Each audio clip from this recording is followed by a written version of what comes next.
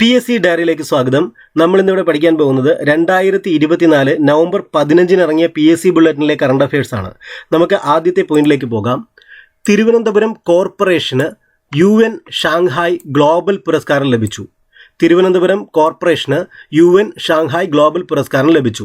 ഇന്ത്യയിൽ നിന്ന് ഈ പുരസ്കാരം നേടുന്ന ആദ്യത്തെ നഗരമാണ് നമ്മുടെ തിരുവനന്തപുരം എന്ന് പറയുന്നത്. അപ്പോൾ എന്താണ് തിരുവനന്തപുരം കോർപ്പറേഷൻ്റെ പ്രത്യേകത? അടുത്തിടെ UN ഷാങ്ഹായ് ഗ്ലോബൽ പുരസ്കാരം ലഭിച്ചത് തിരുവനന്തപുരം കോർപ്പറേഷനാണ്. എന്താണ് അതിൻ്റെ മറ്റൊരു പ്രത്യേകത? ഇന്ത്യയിൽ നിന്ന് ഈ പുരസ്കാരം നേടുന്ന ആദ്യത്തെ നഗരമാണ് തിരുവനന്തപുരം എന്ന് പറയുന്നത്. ഞാൻ പറഞ്ഞിട്ടുണ്ട്, കറണ്ട് അഫയേഴ്സ് എന്ന് പറയുന്നത് നമ്മൾ കാണാതെ കുത്തിയിരുന്ന് പഠിക്കേണ്ട കാര്യമില്ല. നമുക്ക് ചുറ്റും ഇപ്പോൾ സംഭവിച്ചുകൊണ്ടിരിക്കുന്ന കാര്യങ്ങളാണ് ഈ ആനുകാലിക സംഭവങ്ങൾ അല്ലെങ്കിൽ കറണ്ട് അഫയേഴ്സ് എന്ന് പറയുന്നത്. അത് മനസ്സിലാക്കി വെച്ചാൽ മതി. ഇന്ന് നിങ്ങൾ ഈ പിക്ചറിലേക്ക് നോക്കുക. ഇവിടെ നമുക്ക് തിരുവനന്തപുരത്തിൻ്റെ മേയറെ കാണാം, അല്ലേ? മിക്കവാറും വാർത്തകളിലൊക്കെ നമ്മൾ കാണുന്നതാണ്. അപ്പോൾ ഈ ഒരു പിക്ചർ നിങ്ങളുടെ മനസ്സിലുണ്ടാവണം. എന്താണ് പ്രത്യേകത? UN ഷാങ്ഹായ് ഗ്ലോബൽ പുരസ്കാരം, അല്ലെ? ആ പുരസ്കാരവുമായി ബന്ധപ്പെട്ട ഒരു പിക്ചറാണ് നിങ്ങൾ കാണുന്നത്. ഇനി ഈ ഒരു UN ഷാങ്ഹായ് ഗ്ലോബൽ പുരസ്കാരം എന്ന് കേൾക്കുമ്പോൾ ഈ പിക്ചർ ഓർമ്മയിലേക്ക് വരണം. അപ്പോൾ ഈ പറഞ്ഞു, ആദ്യത്തെ ഇന്ത്യൻ നഗരമാണ് ഈ UN ഷാങ്ഹായ് ഗ്ലോബൽ പുരസ്കാരം ലഭിക്കുന്ന ആദ്യത്തെ ഇന്ത്യൻ നഗരമാണ് തിരുവനന്തപുരം എന്ന് പറയുന്നത്. ഇനി അടുത്തൊരു പോയിന്റ് നോക്കാം. ഇദ്ദേഹമാണ് NS മാധവൻ, അല്ലെ? നിങ്ങൾക്ക് അറിയാം NS മാധവൻ. എന്താണ് പ്രത്യേകത? നമ്മുടെ എഴുത്തച്ഛൻ പുരസ്കാരം, അല്ലെ? 2024 എഴുത്തച്ഛൻ പുരസ്കാരം ലഭിച്ചത് ഇദ്ദേഹത്തിനാണ്, അല്ലെ? ഇദ്ദേഹത്തിന്റെ പേരാണ് NS മാധവൻ, അല്ലെ? എന്താണ് എഴുത്തച്ഛൻ പുരസ്കാരം, അല്ലെ? പുരസ്കാരത്തോടൊപ്പം കിട്ടിയ സമ്മാനത്തുക എത്രയാണ്? 5 ലക്ഷം രൂപയാണ്. 5 ലക്ഷം രൂപയും പ്രശസ്തി പത്രവും ഫലകവുമാണ് കൊടുത്തിട്ടുള്ളത്, അല്ലേ? അപ്പോൾ എന്തൊക്കെയാണ്? 5 ലക്ഷം രൂപ, പ്രശസ്തി പത്രം, ഫലകവും അടങ്ങുന്നതാണ് എഴുത്തച്ഛൻ പുരസ്കാരം. ഏത് കൃതിക്കാണ് ലഭിച്ചത്? ഇദ്ദേഹത്തിൻ്റെ തിരുത്ത് എന്ന കൃതിക്കാണ് എഴുത്തച്ഛൻ പുരസ്കാരം ലഭിച്ചിട്ടുള്ളത്. എഴുത്തച്ഛൻ പുരസ്കാരം എന്ന് പറയുന്നത് PSC പരീക്ഷയിലെ ഒരു സ്ഥിരം സാന്നിധ്യമാണ്. അപ്പോൾ 2024 എഴുത്തച്ഛൻ പുരസ്കാരം ലഭിച്ചത് ആർക്കാണ്? NS മാധവനാണ്. ഏത് കൃതിക്ക്? തിരുത്ത് എന്ന കൃതിക്ക്, അല്ലേ? അപ്പോൾ അടുത്ത ഒരു പോയിന്റ് നമുക്ക് നോക്കാം. 2020 ക്രിക്കറ്റിൽ തുടർച്ചയായി 2 സെഞ്ചുറികൾ നേടുന്ന ആദ്യ ഇന്ത്യൻ താരമാണ് മലയാളിയായ സഞ്ജു വി സാംസൺ. എന്താണ് സഞ്ജു വി സാംസന്റെ പ്രത്യേകത? 2020 ക്രിക്കറ്റിലാണ്. 2020 ക്രിക്കറ്റിൽ തുടർച്ചയായി 2 സെഞ്ചുറികൾ നേടുന്ന ശ്രദ്ധയോടെ കേട്ടിരിക്കട്ടെ, ഇത് പഠിക്കേണ്ട, മനസ്സിലാക്കിയാൽ മതി. 2020 ക്രിക്കറ്റിൽ തുടർച്ചയായി 2 സെഞ്ചുറികൾ നേടുന്ന ആദ്യ ഇന്ത്യൻ താരമാണ് മലയാളിയായ സഞ്ജു വി സാംസൺ. അടുത്തൊരു പോയിന്റ് നോക്കാം. ഈ വർഷത്തെ ബുക്കർ സമ്മാനം ബ്രിട്ടീഷ് സാഹിത്യകാരിയായ സാമന്ത ഹാർവിയുടെ ഓർബിറ്റൽ എന്ന നോവലിന് ലഭിച്ചു, അല്ലേ? അപ്പോൾ ഈ വർഷത്തെ ബുക്കർ സമ്മാനം 2024 ബുക്കർ സമ്മാനം ലഭിച്ചത് ആർക്കാണ്? ബ്രിട്ടീഷ് സാഹിത്യകാരിയായിട്ടുള്ള സാമന്ത ഹാർവിക്കാണ്. ഏതാണ് കൃതി? ഓർബിറ്റൽ എന്നുള്ളതാണ് കൃതി, അല്ലേ? നിങ്ങൾ ഈ ക്ലാസ് കാണുന്നതോടൊപ്പം ചെറിയ നോട്ട് നിങ്ങൾ കുറിക്കുകയാണെങ്കിൽ അത് ഉറപ്പായിട്ടും നിങ്ങൾക്കത് പ്രയോജനപ്പെടും. അപ്പോൾ ഈ വർഷത്തെ ബുക്കർ സമ്മാനം ലഭിച്ചത് ആർക്കാണ്? സാമന്ത ഹാർവി, അല്ലെ? അവർ ബ്രിട്ടീഷ് സാഹിത്യകാരിയാണ്. ഏതാണ് കൃതി? ഓർബിറ്റൽ എന്നുള്ളതാണ് കൃതി. അടുത്തത് 29ാം UN കാലാവസ്ഥാ ഉച്ചകോടി അസർബൈജാനിലെ ബാക്കുവിൽ തുടങ്ങി, അല്ലെ? അപ്പോൾ COP29, അല്ലെ? 29ാം UN കാലാവസ്ഥാ ഉച്ചകോടി എവിടെയാണ് നടക്കുന്നത്? അത് അസർബൈജാനിലെ ബാക്കുവിലാണ്. അല്ലെ? അത് നോട്ട് ചെയ്ത് വെക്കുക. സംസ്ഥാന സ്കൂൾ കായികമേളയിൽ തിരുവനന്തപുരം ജില്ല ഓവറോൾ ചാമ്പ്യന്മാരായിട്ടുണ്ട്. അപ്പോൾ സംസ്ഥാന ഏതാണ്? കായികമേളയാണ്. സംസ്ഥാന സ്കൂൾ കായികമേളയിൽ തിരുവനന്തപുരം ജില്ല ഓവറോൾ ചാമ്പ്യന്മാരായി. അത്ലറ്റിക്സിൽ മലപ്പുറത്തിനാണ് കിരീടം ലഭിച്ചിട്ടുള്ളത്. അത്ലറ്റിക്സിൽ അപ്പോൾ സംസ്ഥാന സ്കൂൾ കായികമേളയിൽ തിരുവനന്തപുരം ജില്ല ഓവറോൾ ചാമ്പ്യന്മാരായി. അത്ലറ്റിക്സിൽ മലപ്പുറത്തിന് കിരീടം ലഭിച്ചു. മലപ്പുറം കടകശ്ശേരി ഐഡിയൽ EHSS അത്ലറ്റിക്സിലെ ചാമ്പ്യൻ സ്കൂളായി. അപ്പോൾ ഏത് സ്കൂളാണ് ചാമ്പ്യൻ സ്കൂളായി മാറിയത്? മലപ്പുറം കടകശ്ശേരി ഐഡിയൽ EHSS ആണ്, അല്ലേ? അത്ലറ്റിക്സിലെ ചാമ്പ്യൻ സ്കൂളായി. അടുത്തൊരു പോയിന്റ് നോക്കാം. ഈ വർഷത്തെ ഡോക്ടർ കമറുദ്ദീൻ പരിസ്ഥിതി പുരസ്കാരം ഫ്രോഗ്മാൻ ഓഫ് ഇന്ത്യ എന്നറിയപ്പെടുന്ന ഡോക്ടർ SD ബിജുവിന് ലഭിച്ചു. അപ്പോൾ എന്താണ്? ഈ വർഷത്തെ ഡോക്ടർ കമറുദ്ദീൻ പരിസ്ഥിതി പുരസ്കാരം ലഭിച്ചത് ആർക്കാണ്? ഫ്രോഗ്മാൻ ഓഫ് ഇന്ത്യ എന്നറിയപ്പെടുന്ന ഡോക്ടർ SD ബിജുവിനാണ്, അല്ലേ? അപ്പോൾ ഫ്രോഗ്മാൻ ഓഫ് ഇന്ത്യ എന്നറിയപ്പെടുന്നത് ആരാണ്? ഡോക്ടർ SD ബിജു ആണ്. അടുത്തൊരു പോയിന്റ്. തപസ്യ കലാസാഹിത്യവേദിയുടെ ഈ വർഷത്തെ പ്രൊഫസർ തുറവൂർ വിശ്വംഭരൻ പുരസ്കാരം ലഭിച്ചത് ആർക്കാണ്? അത് നമ്മുടെ പ്രമുഖ എഴുത്തുകാരനും പ്രഭാഷകനും ചരിത്രകാരനുമായ ഡോക്ടർ MG ശശിഭൂഷണാണ്. അപ്പോൾ തപസ്യ കലാസാഹിത്യവേദിയുടെ ഈ വർഷത്തെ പ്രൊഫസർ തുറവൂർ വിശ്വംഭരൻ പുരസ്കാരം ലഭിച്ചത് ആർക്കാണ്? Doctor MG ശശിഭൂഷണ്. എന്താണ് പ്രത്യേകത അദ്ദേഹത്തിൻ്റെ? അദ്ദേഹം പ്രമുഖ എഴുത്തുകാരനാണ്, പ്രഭാഷകനാണ്, ചരിത്രകാരൻ കൂടിയാണ് അല്ലേ. അടുത്തൊരു പോയിന്റ് നോക്കുക. കേരളത്തിലെ മികച്ച കായിക താരത്തിനുള്ള കേരളത്തിലെ മികച്ച കായിക താരത്തിനുള്ള ജിമ്മി ജോർജ് ഫൗണ്ടേഷൻ പുരസ്കാരം അല്ലേ, അതാർക്കാണ് ലഭിച്ചിട്ടുള്ളത്? അത് ഒളിമ്പ്യൻ അബ്ദുള്ള അബൂബക്കർ അല്ലെ, അദ്ദേഹത്തിനാണ് ലഭിച്ചത് അല്ലെ. അദ്ദേഹം ഏത് കായികനുമായി ബന്ധപ്പെട്ടിരിക്കുന്നു? ട്രിപ്പിൾ ജമ്പുമായിട്ട് ബന്ധപ്പെട്ടിട്ടുണ്ട് അല്ലെ. അപ്പോൾ എന്താണ്? കേരളത്തിലെ മികച്ച കായിക താരത്തിനുള്ള ജിമ്മി ജോർജ് ഫൗണ്ടേഷൻ പുരസ്കാരത്തിന് ട്രിപ്പിൾ ജമ്പ് താരം ഒളിമ്പ്യൻ അബ്ദുള്ള അബൂബക്കർ അർഹനായി അല്ലേ. അപ്പോൾ ജിമ്മി ജോർജ് ഫൗണ്ടേഷൻ പുരസ്കാരം അല്ലെ, പുരസ്കാരത്തിന് അർഹനായ വ്യക്തിയുടെ പേരാണ് ഒളിമ്പ്യൻ അബ്ദുള്ള അബൂബക്കർ അല്ലെ, അബ്ദുള്ള അബൂബക്കർ. അദ്ദേഹത്തിൻ്റെ കായിക ഇനം ഏതാണ്? ട്രിപ്പിൾ ജമ്പാണ്.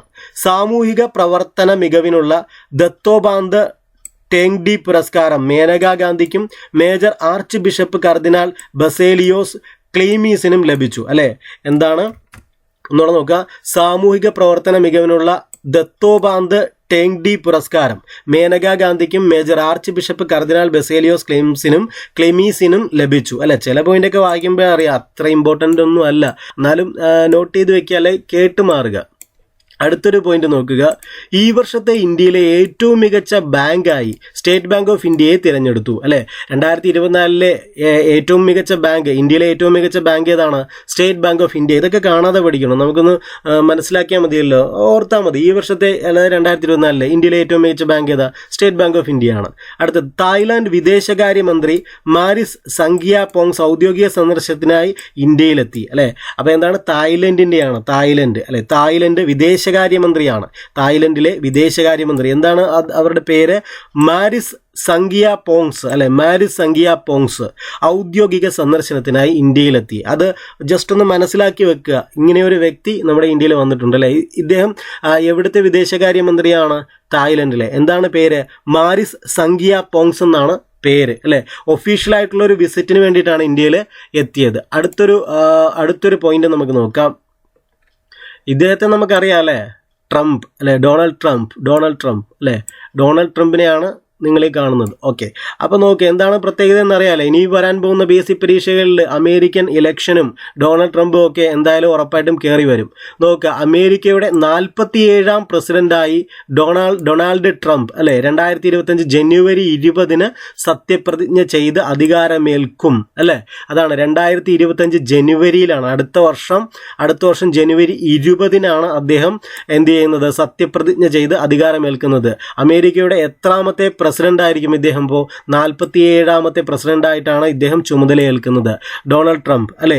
78 വയസ്സ് പ്രായമുള്ള ട്രംപ് US പ്രസിഡന്റ് ആകുന്ന പ്രായം കൂടിയ ആളാണ്. അടുത്ത രണ്ടാമത്തെ ഓർത്തിരിക്കേണ്ട പോയിന്റ് ആണ് അല്ലേ. ഇനി അടുത്തൊരു 4 വർഷത്തേക്ക് അമേരിക്കയുടെ പ്രസിഡന്റ് ഡൊണാൾഡ് ട്രംപ് ആണ് അല്ലേ. എന്താണ് മറ്റൊരു പ്രത്യേകത? അദ്ദേഹം 47ാമത്തെ പ്രസിഡന്റാണ്, ഏറ്റവും പ്രായം കൂടിയ പ്രസിഡന്റാണ്, അമേരിക്കയുടെ പ്രസിഡന്റാണല്ലേ. 78 വയസ്സ് പ്രായമുള്ള ട്രംപ് US പ്രസിഡന്റ് ആകുന്ന പ്രായം കൂടിയ ആളാണ് അല്ലേ. ഇദ്ദേഹം സത്യപ്രതിജ്ഞ ചെയ്ത് അധികാരമേൽക്കാൻ പോകുന്നത് 2025 ജനുവരി 20 അടുത്ത വർഷം ജനുവരി 20 അടുത്തൊരു പോയിന്റ് നോക്കാം. 130 വർഷത്തിന് ശേഷം തുടർച്ചയായല്ലാതെ വീണ്ടും പ്രസിഡന്റ് സ്ഥാനത്തെത്തുന്ന വ്യക്തിയാണ് ഇദ്ദേഹം അല്ലേ. നമുക്കറിയാം ആദ്യം കുറച്ച് നമ്മുടെ ജോ ബൈഡന് മുമ്പ് ഇദ്ദേഹമായിരുന്നു അല്ലേ. അപ്പോൾ ഒരു ഗ്യാപ്പ് വന്നിട്ടാണ് ഇപ്പോൾ വീണ്ടും പ്രസിഡന്റ് ആകുന്നത്. 130 വർഷത്തിന് ശേഷം തുടർച്ചയായല്ലാതെ വീണ്ടും പ്രസിഡന്റ് സ്ഥാനത്തെത്തുന്ന വ്യക്തിയാണ് ഇദ്ദേഹം. ഡെമോക്രാറ്റിക് പാർട്ടിയുടെ കമല ഹാരിസിനെയാണ് അദ്ദേഹം പരാജയപ്പെടുത്തിയത് അല്ലേ. അപ്പോൾ ഇദ്ദേഹം ഏതാണ്? ഇദ്ദേഹം റിപ്പബ്ലിക്കൻ പാർട്ടിയുടെ നേതാവാണ്. അത് ഓർത്തിരിക്കണം, ചിലപ്പോൾ പാർട്ടി ചോദിക്കും. കമല ഹാരിസ്. അപ്പോൾ ഇദ്ദേഹത്തിനെതിരെ മത്സരിച്ചത് ആരാണ്? കമല ഹാരിസ് ആണ്. കമല ഹാരിസിന്റെ പാർട്ടി ഏതാണ്? ഡെമോക്രാറ്റിക് പാർട്ടിയാണ് അല്ലെ. Democratic party. ഇദ്ദേഹത്തിന്റെ പാർട്ടി റിപ്പബ്ലിക്കൻ പാർട്ടിയാണ്. അപ്പോൾ ഡെമോക്രാറ്റിക് സ്ഥാനാർത്ഥിയായിട്ടുള്ള കമല ഹാരിസിനെയാണ് ഇദ്ദേഹം പരാജയപ്പെടുത്തിയത് അല്ലേ. JD വാൻസ് ആണ് ട്രംപിന്റെ വൈസ് പ്രസിഡന്റ് അല്ലെ. ചിലപ്പോൾ ചോദിക്കാം വേണമെങ്കിൽ ആരാണ് വൈസ് പ്രസിഡന്റ് എന്ന് ചോദിക്കുക. എന്താണ്? JD വാൻസ് അല്ലെ, അദ്ദേഹത്തിന്റെ പേരാണ് JD വാൻസ്. JD വാൻസ് ആണ് ട്രംപിന്റെ വൈസ് പ്രസിഡന്റ്. അപ്പോൾ ഈ ഒരൊറ്റ പാരഗ്രാഫിൽ നമുക്ക് ഒത്തിരി ക്വസ്റ്റ്യൻസ് നമുക്ക് പ്രതീക്ഷിക്കാം അല്ലേ. ഓക്കെ, അടുത്തൊന്ന് നോക്കുക. സൗരയൂഥത്തിന് പുറത്ത് ഭൂമിയേക്കാൾ 5 ഇരട്ടി അല്ലെ, എത്രയാണ്? ഭൂമിയേക്കാൾ 5 ഇരട്ടി വലിപ്പവും 60 ഇരട്ടി ഭാരവുമുള്ള ഗ്രഹം കണ്ടെത്തിയിരിക്കുകയാണ് ഇന്ത്യൻ ശാസ്ത്രജ്ഞർ അല്ലേ. TOI 6651b എന്നാണ് ഈ ഗ്രഹത്തിൻ്റെ പേര് അല്ലേ. ഒന്ന് നോട്ട് ചെയ്ത് വയ്ക്കുക, TOI 6651. അപ്പോൾ എന്താണ് ഈ ഗ്രഹത്തിൻ്റെ പ്രത്യേകത എന്താണ്? TOI 6651 എന്ന് 61b എന്ന് പറഞ്ഞാൽ എന്താണ്? അത് സൗരയൂഥത്തിന് പുറത്ത് ഭൂമിയേക്കാൾ 5 ഇരട്ടി വലിപ്പവും 60 ഇരട്ടി ഭാരവുമുള്ള ഗ്രഹമാണ് അല്ലേ. ഇനി അടുത്തൊരെണ്ണം നോക്കുക, കുഴി ബോംബ് കണ്ടുപിടിക്കാൻ സഹായിക്കുന്ന ഏകലവ്യ അല്ലെ. കുഴി ബോംബ് കണ്ടുപിടിക്കാൻ സഹായിക്കുന്ന ഏകലവ്യ എന്ന് പേരിട്ട ഡ്രോൺ വികസിപ്പിച്ച കേരള ഡിജിറ്റൽ സർവകലാശാല അല്ലെ. നമ്മുടെ സ്വന്തം സർവകലാശാല അല്ലെ, കേരള ഡിജിറ്റൽ സർവകലാശാലയാണ്. അപ്പം എന്താണ് ഏകലവ്യ അല്ലെ? ഏകലവ്യ എന്ന് പറഞ്ഞാൽ എന്താണ്? അത് കുഴി ബോംബ് കണ്ടുപിടിക്കാൻ സഹായിക്കുന്ന ഡ്രോൺ അല്ലെ, ഡ്രോണാണ് ഏകലവ്യ എന്ന് പറയുന്നത്. ചൈനീസ് കമ്പനിയായ റോബോട്ടിറ പുറത്തിറക്കിയ സ്റ്റാർ 1 എന്ന പേരുള്ള ഹ്യൂമനോയിഡ് റോബോട്ട് ലോകത്തിലെ ഏറ്റവും വേഗമുള്ള റോബോട്ട് എന്ന ഖ്യാതി സ്വന്തമാക്കി അല്ലേ. അപ്പോൾ ലോകത്തിലെ ഏറ്റവും വേഗമുള്ള റോബോട്ട് ഏതാണ്? അത് എന്താണ്? സ്റ്റാർ 1 ആണ്. സ്റ്റാർ 1 അല്ലേ, അതൊരു ഹ്യൂമനോയിഡ് റോബോട്ടാണ് സ്റ്റാർ 1 എന്ന് പറയുന്നത്. ആരാണിത് പുറത്തിറക്കിയത്? ചൈനീസ് കമ്പനിയായ റോബോട്ട് ഇറയാണ് ഈ ഹ്യൂമനോയിഡ് കമ്പ്യൂട്ടർ ആയിട്ടുള്ള സ്റ്റാർ 1 അല്ലേ, സ്റ്റാർ 1നെ പുറത്തിറക്കിയിട്ടുള്ളത്. അതിൻ്റെ പ്രത്യേകത ലോകത്തിലെ ഏറ്റവും വേഗമുള്ള റോബോട്ടാണ് സ്റ്റാർ 1 എന്ന് പറയുന്നത്. അടുത്തൊരു പോയിന്റ് നോക്കുക, സൂര്യനിൽ ജൂലൈ 16 സംഭവിച്ച കൊറോണൽ മാസ് ഇജക്ഷൻ്റെ അതായത് പ്ലാസ്മയുടെ പുറന്തള്ളൽ പ്രഭവ സമയം കണക്കാക്കി ആദിത്യ L1 പേടകത്തിലെ വിസിബിൾ എമിഷൻ ലൈൻ കൊറോണാഗ്രാഫ് അല്ലേ, അതായത് VELC എന്നൊരു ഉപകരണം നമ്മൾ പഠിച്ചിട്ടുണ്ട്. വിസിബിൾ എമിഷൻ ലൈൻ കൊറോണാഗ്രാഫ് അല്ലെ ആദിത്യ L1ൻ്റെ ഭാഗമാണ്. അതെന്ത് മനസ്സിലാക്കി? സൂര്യനിൽ ജൂലൈ 16 സംഭവിച്ച കൊറോണൽ മാസ് ഇജക്ഷൻ്റെ അല്ലെ പ്ലാസ്മയുടെ പുറന്തള്ളൽ പ്രഭവ സമയം അത് കണക്കാക്കിയിട്ടുണ്ട് അല്ലേ. അപ്പോൾ വിസിബിൾ എമിഷൻ ലൈൻ കൊറോണാഗ്രാഫ് എന്ന് പറയുന്നത് VELC എന്ന് പറയുന്നത് ആദിത്യ L1 പേടകത്തിൻ്റെ ഭാഗമാണ്. അത് എന്ത് മനസ്സിലാക്കിയിട്ടുണ്ട്? സൂര്യനിൽ അന്ന് ജൂലൈ 16 സംഭവിച്ച കൊറോണൽ മാസ് ഇജക്ഷൻ്റെ പ്രഭവ സമയം കണക്കാക്കിയിട്ടുണ്ട് അല്ലേ. അടുത്തൊരു പോയിന്റ് നമുക്ക് നോക്കാം. പ്രതിരോധ സെക്രട്ടറിയായി രാജേഷ് കുമാർ സിംഗ് ചുമതലയേറ്റു അല്ലേ. അപ്പോൾ അദ്ദേഹം ചുമതലയേക്കുമെന്നും പറഞ്ഞ് നമ്മൾ നേരത്തെ പഠിച്ചിട്ടുണ്ട്. അപ്പോൾ എന്തായി? പ്രതിരോധ സെക്രട്ടറി ആയിട്ട് അദ്ദേഹം ചുമതലയേറ്റിട്ടുണ്ട്, രാജേഷ് കുമാർ സിംഗ്. അപ്പോൾ നിലവിൽ ഇന്ത്യയുടെ പ്രതിരോധ സെക്രട്ടറി ആരാണ്? രാജേഷ് കുമാർ സിംഗ് ആണ്. പൊതുനന്മയ്ക്കായി ഏതു സ്വകാര്യ സ്വത്തും സർക്കാരിന് ഏറ്റെടുത്ത് വിതരണം ചെയ്യാനാവില്ലെന്ന സുപ്രധാന വിധി പുറപ്പെടുവിച്ച് സുപ്രീം കോടതി. അപ്പം നോട്ട് ചെയ്യുക, ഈ സുപ്രീം കോടതി വിധിയൊക്കെ എപ്പോഴും ചോദിക്കാറുണ്ട്. അപ്പോൾ അത് നോട്ട് ചെയ്യുക. എന്താണ് ഈ അടുത്തിടെ സുപ്രീം കോടതി വിധി പ്രഖ്യാപിച്ചിട്ടുള്ളത്? പൊതുനന്മയ്ക്കായി ഏതു സ്വകാര്യ സ്വത്തും സർക്കാരിന് ഏറ്റെടുത്ത് വിതരണം ചെയ്യാനാവില്ല അല്ലേ. അപ്പോൾ എന്താണ്? പൊതുനന്മയ്ക്കെന്ന് പറഞ്ഞിട്ട് അല്ലെങ്കിൽ എന്താണ് ഒരു പൊതു ആവശ്യത്തിനെന്ന് പറഞ്ഞിട്ട് ഏതു സ്വകാര്യ സ്വത്തും സർക്കാരിന് ഏറ്റെടുത്ത് വിതരണം ചെയ്യാൻ കഴിയില്ല എന്ന സുപ്രധാന വിധി അല്ലേ സുപ്രീം കോടതി അടുത്തിടെ പുറപ്പെടുവിച്ചിട്ടുണ്ട്. അപ്പോൾ ഇതൊക്കെ മനസ്സിലാക്കി വെച്ചാൽ മതി. മാധ്യമ സ്വാതന്ത്ര്യം ഭരണഘടന ഉറപ്പു നൽകുന്ന മൗലികാവകാശത്തിൻ്റെ ഭാഗമാണെന്നും അത് നിയന്ത്രിക്കാനാകില്ലെന്നും നിരീക്ഷിച്ച് കേരള ഹൈക്കോടതി അല്ലെ, അതും നല്ലൊരു വിധിയാണ്. എന്താണ്? മാധ്യമ സ്വാതന്ത്ര്യം എന്ന് പറയുന്നത് ഭരണഘടന ഉറപ്പു നൽകുന്ന മൗലികാവകാശത്തിൻ്റെ ഭാഗമാണ്, അതുകൂടാതെ അത് നിയന്ത്രിക്കാൻ കൂടി പറ്റില്ലെന്നും കേരള ഹൈക്കോടതി നിരീക്ഷണം രേഖപ്പെടുത്തിയല്ലേ. എന്താണ്? മാധ്യമ സ്വാതന്ത്ര്യം ഭരണഘടന ഉറപ്പു നൽകുന്ന മൗലികാവകാശത്തിൻ്റെ ഭാഗമാണെന്നും അത് നിയന്ത്രിക്കാനാകില്ലെന്നും നമ്മുടെ കേരള ഹൈക്കോടതി നിരീക്ഷിച്ചിട്ടുണ്ട്. അടുത്തത് കേരള പ്രഭ പുരസ്കാരങ്ങളാണ് അല്ലേ. കേരള പ്രഭ പുരസ്കാരങ്ങൾ ലഭിച്ച വ്യക്തികളെ നമുക്കൊന്ന് പരിചയപ്പെടാം. ഒന്ന് ISRO ചെയർമാനായിട്ടുള്ള S സോമനാഥിനാണ്. ഇദ്ദേഹത്തിന് ഏത് മേഖലയിലാണ് കിട്ടിയിട്ടുള്ളത്? ശാസ്ത്ര സാങ്കേതികം അല്ലെ, സയൻസ് ആൻഡ് ടെക്നോളജി എന്നുള്ള വിഭാഗത്തിലാണ് ഇദ്ദേഹത്തിന് കേരള പ്രഭ പുരസ്കാരം ലഭിച്ചത്. എന്താണ്? ISRO ചെയർമാൻ S സോമനാഥിന് കേരള പ്രഭ പുരസ്കാരം ലഭിച്ചിട്ടുണ്ട്. അടുത്തത് ജൈവ കർഷക ഭുവനേശ്വരി അല്ലെ, കൃഷിക്കാണ് ലഭിച്ചിട്ടുള്ളത്. ജൈവ കർഷക ആയിട്ടുള്ള ഭുവനേശ്വരിക്ക് എന്താണ്? കൃഷി എന്ന വിഭാഗത്തിൽ കിട്ടിയിട്ടുണ്ട്. പിന്നെ കലാമണ്ഡലം വിമല മേനോന് കലയുമായി ബന്ധപ്പെട്ട് കിട്ടിയിട്ടുണ്ട്. കലാ വിഭാഗത്തിൽ കിട്ടിയതാർക്കാണ്?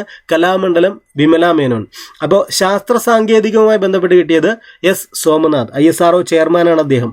കൃഷിയിൽ ജൈവ കർഷകയായിട്ടുള്ള ഭുവനേശ്വരിക്ക്, കലയിൽ കലാമണ്ഡലം വിമല മേനോൻ. ഇനി ആരോഗ്യരംഗത്ത് അല്ലെ, ആരോഗ്യത്തിൻ്റെ കാറ്റഗറിയിൽ ഡോക്ടർ TK ജയകുമാറാണ്. ആരോഗ്യം ഡോക്ടർ TK ജയകുമാർ. ഇനി കാലിഗ്രാഫി എന്ന വിഭാഗത്തിൽ നാരായണ ഭട്ടതിരിക്ക് ലഭിച്ചിട്ടുണ്ട്. നാരായണ ഭട്ടതിരി കാലിഗ്രാഫി.